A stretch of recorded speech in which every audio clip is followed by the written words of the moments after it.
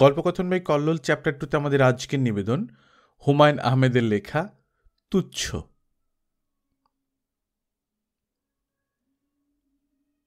আমি মাটির দিকে তাকিয়ে হাঁটি। এর প্রধান সুবিধা হচ্ছে পরিচিত কারো সঙ্গে চোখাচোখি হবার সম্ভাবনা অনেকখানি কমে যায়। একজনের সঙ্গে অন্যজনের একটা স্বাভাবিক আড়াল তৈরি হয়। কেউ কেউ তা বুঝতে পারে না।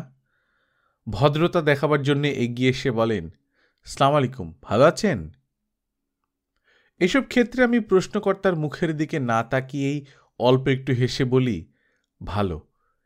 এই বলে আমি দাঁড়িয়ে থাকি। এতে প্রশ্নকর্তা একটা সমস্যায় পড়ে যান। আমাকে কি বলবেন ভেবে পান না। গায়ে পড়ে কথাবার্তা শুরু করার যন্ত্রণা আমি তাকে পেতে দিই। পরিষ্কার বুঝতে পারি ভদ্রলোক মনে মনে বলছেন, কি যন্ত্রণা, কেন যে কথা বলতে গেলাম। সব সময় এই অবস্থা হয় তা না। কিছু কিছু লোক আছেন যারা কথা বলতে খুব পছন্দ করেন। দেশের কি হচ্ছে বলুন দেখি ভাই, এই বলে নিজেই দেশের কি হচ্ছে সেই সম্পর্কে বিস্তারিত বলতে থাকেন। এদের হাত থেকে নিষ্কৃতি পাওয়ার সহজ কোনো উপায় নেই। বদরুল আলম সাহেব এইরকম একজন মানুষ। সরকারি কর্মচারী, সম্প্রতি রিটায়ার করেছেন। হঠাৎ এসে পড়া অবসর নিয়ে কি করবেন বুঝে উঠতে পারছেন না। দুটি কাজ খুব মন দিয়ে করেছেন, শরীর চর্চা এবং দেশ চর্চা। সকাল বিকাল দুবেলা জগিং করেন। জগিংয়ের জন্য একটা পোশাকও তৈরি করেছেন, সাদা হাফ শার্ট, হাফ প্যান্ট এবং ক্রিকেটের আম্পায়ারদের মতো সাদা টুপি। দেশ চর্চার মধ্যে আছে তার নিজস্ব পরিকল্পনা। দেখা হলেই বলবেন, প্রফেসর সাহেব, কিছু একটা তো করতে হয়, কি বলেন? ভেজিটেবলের মতো বেঁচে থাকার তো কোনো মানে হয় না, হ্যাঁ? তা তো ঠিকই। প্রতিদিন পৃথিবীতে কতজন শিশু মারা যায় জানেন? জি না। 40,000। বাংলাদেশে প্রতিদিন কতজন মারা যায় আন্দাজ করুন তো? আন্দাজ করতে পারছি না। ইউনিসেফের একটা রিপোর্ট আমার কাছে আছে, আপনাকে পড়তে দেব। পড়লে মাথা ঘুরে যাবে। ভয়াবহ অবস্থা। আমাদের কিছু একটা করা দরকার, কি বলেন? তা তো বটেই। এই যে ছোট ছোট শিশুরা রাস্তার পাশে বসে ভিক্ষা করছে, এদের কাছে আমাদের জবাবদিহি করতে হবে, হবে না? তা তো হবেই। আর আমি আমার স্ত্রীকে বলেছি, প্রতিদিন 50টা করে হাতে গড়া রুটি তৈরি করে দেবে, আমি ডিস্ট্রিবিউট করব। সে রাজি হয়েছে। আপনাদেরও এগিয়ে আসতে হবে, একার পক্ষে তো সম্ভব না, কি বলেন? তা তো বটেই। যত গর্জে তত বর্ষে না, এটা হচ্ছে সাধারণ নিয়ম। বদরুল আলম সাহেবের বেলায় নিয়মের একটু ব্যতিক্রম লক্ষ্য করলাম। তিনি সত্যি সত্যি রুটি বিতরণ সমিতি, সংক্ষেপে রুবিশ, স্থাপন করে বসতেন। সমিতির 3-4টে সভাও হয়ে গেল। আমি ওই সমিতির এক্সিকিউটিভ কমিটির একজন সদস্য। পাড়ায় থাকতে গেলে কত রকম যন্ত্রণা যে সহ্য করতে হয়। এই জাতীয় সমিতিগুলির আয়ু লিটল ম্যাগাজিনের আয়ুর চেয়েও কম হয়, এটাই হচ্ছে ভরসার কথা।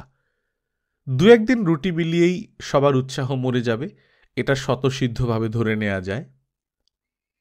আমাদের সমিতির সভায় ঠিক হলো, রুবিশের কার্যকলাপ বর্ষা মৌসুমে শুরু হবে। সেই সময়ই খাবার দাবারের আকালটা একটু বেশি দেখা যায়। বর্ষার আগ পর্যন্ত সমিতির সদস্যরা রুটি বিতরণের পদ্ধতি সম্পর্কে খোঁজ খবর করবেন এবং চিন্তাভাবনা করবেন। আমি হাঁপ ছেড়ে বাঁচলাম। বর্ষা আসতে দেরি আছে, রুবিশ ততদিন টিকবে না। বর্ষা বাদলায় রুটি নিয়ে বের হবার উৎসাহ কারো থাকার কথা না। তবে বদরুল আলম সাহেব যেরকম উৎসাহী ব্যক্তি, কিছুই বলা যায় না। বৈশাখ মাসের কথা। বিকেলের দিকে আকাশ অন্ধকার করে মেঘ করেছে। নির্ঘাত একটা কালবৈশাখী হবে। দ্রুত পা চালিয়ে বাসায় ফিরছি। দোয়েল চত্বরের কাছে এসে বদরুল আলম সাহেবের সঙ্গে দেখা। মাথা নিচু করে চলে যাব ভাবছি, সম্ভব হল না। বদরুল আলম সাহেব গলা উঁচিয়ে ডাকলেন, ভাই একটু এদিকে আসুন তো, বিরাট বিপদে পড়েছি। গিয়ে দেখি সত্যি বিরাট বিপদ। 4 জন শিশুর একটা দলের মধ্যে তিনি নার্ভাস ভঙ্গিতে দাঁড়িয়ে আছেন। দলটির সঙ্গে বিছানা, একটা পাটি এবং হাঁড়িকুড়ি দেখে বোঝা যাচ্ছে এরা গ্রাম ত্যাগ করে সদ্য শহরে এসে পৌঁছেছে। চারদিকের কাণ্ড কারখানা দেখে ভয়ানক হক চকিয়ে গেছে। সবচেয়ে ছোটটি ৩-৪ বছরের মেয়ে, সে ক্রমাগত ফ্রকের হাতায় চোখ মুছছে। সবচেয়ে বড়টিও মেয়ে, ১২-১৩ বছর হবে, এও কাঁদছে। মাঝের দুটি ছেলে, এরা কাঁদছে না। আমি হাসি মুখে বললাম, আলম সাহেব, আপনি মনে হচ্ছে আপনার রুটি বিতরণের সাবজেক্ট পেয়ে গেছেন। তিনি বিরক্ত মুখে বললেন, আরে ভাই, হাসবেন না, বিরাট ঝামেলা। আপনি এসেছেন ভালো হয়েছে। এদের সমস্যাটা একটু মন দিয়ে শুনুন, কোনো সলিউশন বের করা যায় কিনা দেখুন। আমি একটা সেকেন্ডও থাকতে পারছি না, জরুরি একটা অ্যাপয়েন্টমেন্ট। ৮ ঘন্টা লেট অলরেডি। আকাশের অবস্থা তো দেখতেই পাচ্ছেন, কাল বৈশাখী শুরু হয়ে যাবে। তিনি আমায় দ্বিতীয় কথা বলার সুযোগ দিলেন না। অতি দ্রুত রাস্তার ওপাশে তার মরিস মাইনরের দিকে ছুটে গেলেন। বাচ্চাগুলির সমস্যা তেমন বিচিত্র কিছু না, বরং বলা চলে খুবই সাধারণ সমস্যা। এদের বাড়ি ময়মনসিংহের ত্রিশাল। মা নেই, বাবার সঙ্গে থাকত। সেই বাবা একদিন কাউকে কিছু না বলে উধাও, কোনো খোঁজ নেই। বাচ্চাগুলো বুদ্ধি করে চলে গেল নবীনগর। নবীনগর তাদের মামার বাড়ি। সেই মামা বর্তমানে তাদের ঢাকায় নিয়ে এসেছেন। মামা নাকি খোঁজ পেয়েছে এদের বাবা থাকে ঢাকা শহরে। পাকা সংবাদ। মামা বড় মেয়েটির হাতে একটি ১০ টাকার নোট ধরিয়ে দিয়ে বলেছে অপেক্ষা করতে, সে কিছুক্ষণের মধ্যেই চলে আসবে। এরা অপেক্ষা করছে, কিন্তু মামার খোঁজ নেই। বললাম, মামা কখন গেছে? বড় মেয়েটি ফোঁপাতে ফোঁপাতে বলল, সকালে। মেয়েটি মন খারাপ করিয়ে দেবার মতো সুন্দর। ছোট বাচ্চাটিও পুতুলের মতো। এটা একটা অস্বস্তিকর ব্যাপার। এরা দেখতে কদাকার হলে কোনো কথাবার্তা না বলে চলে যাওয়া যেত, এখন যাওয়া যাচ্ছে না। বাবা কি করত? গাতক। সেটা আবার কি? গান গায়, সারি গান, মুর্শিদি গান। আরেক সমস্যা, সঙ্গীতজ্ঞের পরিবার। এদের বাবা যদি কামলা জাতীয় কিছু হতো তাহলে মনের উপর চাপ পড়ত না।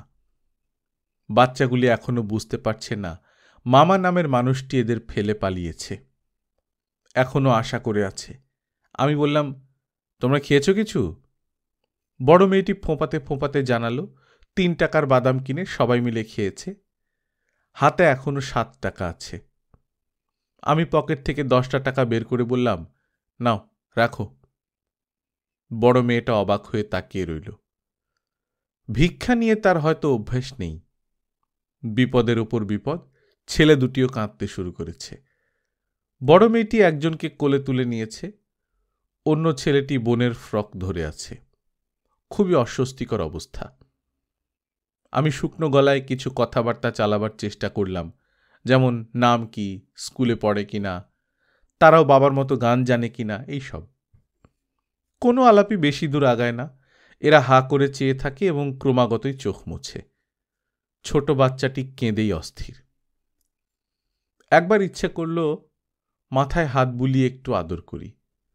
পর মুহূর্তেই নিজেকে সামলে নিলাম। বাড়তি আদর দেখানো মানে নিজের ঘাড়ে ঝামেলা টেনে আনা। আকাশের অবস্থাও দ্রুত খারাপ হচ্ছে। হঠাৎ ঝড় বৃষ্টি শুরু হলে দৌড়ে আশ্রয় নেবারও জায়গা নেই। কি মহা যন্ত্রণায় পড়া গেল। আমি অত্যন্ত ঠান্ডা মাথায় অপেক্ষা করতে লাগলাম। যদি কোনো ভদ্রলোক এই রাস্তায় আসে তাকে বলবো, আমার একটা অত্যন্ত জরুরি কাজ আছে, আমি থাকতে পারছি না, একজন ডাক্তারের সঙ্গে অ্যাপয়েন্টমেন্ট। সত্যি সত্যি একজনকে আসতে দেখা গেল। মাঝবয়সী এক ভদ্রলোক। ঝড় আসছে দেখে ছুটে যাচ্ছেন। আমাদের কাছে এসে থমকে দাঁড়িয়ে বললেন, কি হয়েছে?